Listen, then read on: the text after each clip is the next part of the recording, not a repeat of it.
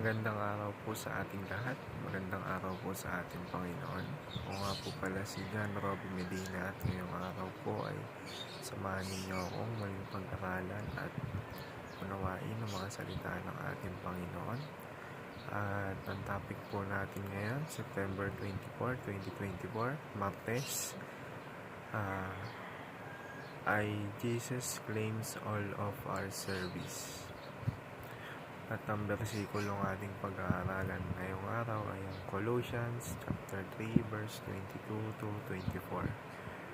Sinasabi rito, "Slaves, obey your earthly masters in everything and do it not only when their eye is on you and to curry their favor, but with sincerity of heart and reverence for the Lord. Whatever you do, work it with all your heart as working for the Lord, not for human masters, since you know that you will receive an inheritance from the Lord as a reward. It is the Lord Christ you are serving." At para naman po sa ating teachings ngayong araw ay ang unang-una, serving the Lord includes all kinds of work. Yung pagsaserve sa Lord, hindi lang yan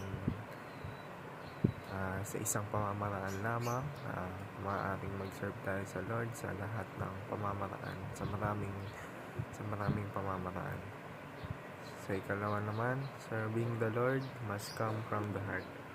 Kailangan yung pagsaserve natin sa Lord, hindi lang siya basta masabi lang natin na may ginawa tayo sa Panginoon. Kailangan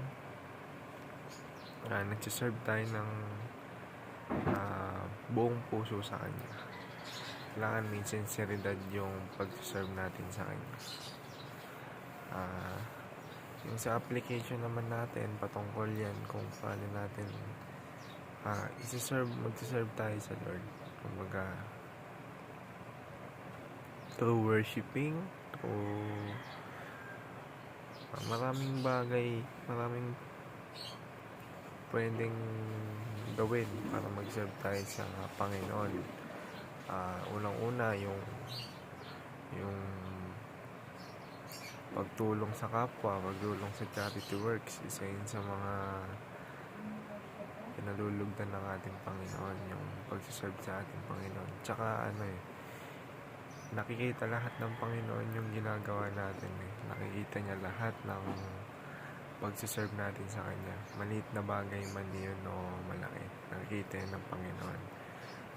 At yung puso natin, nakikita yun ng Panginoon, yung sinseridad natin, nakikita yun ng Panginoon. At yun lamang po na may natutunan po tayo ngayong araw. Maraming salamat po.